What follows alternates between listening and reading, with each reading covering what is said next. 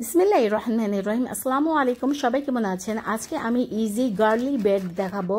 তো এই ব্রেডটা আমি কেরিফুল থেকে নিয়ে এসেছি। তো এটা পেস্টটা বানানোর জন্য আমার লেগেছে রসুন, ধনিয়া পাতা, তারপর বাটার একসাথে আমি মিক্স করে ব্রেডের মধ্যে লাগিয়ে দিলাম।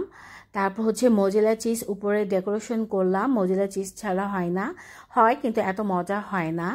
তারপর এটা আমি ওভেনে দিব। এটা চুলাতেও ফ্রাই প্যানে করা যাবে। তো ওভেনে আমার 5 মিনিট মতন লাগবে। আর মোজেলা চিজটা মেল্ট হতে বেশি টাইম লাগবে না। তো এই যে হয়ে গেছে, এই মোজেলা চিজ একদম মেল্ট হয়ে গেছে। আর উপরে কি সুন্দর কালার এসেছে, কিন্তু আপনি চুলাতে দিলে এত সুন্দর কখনো কালার আসবে না।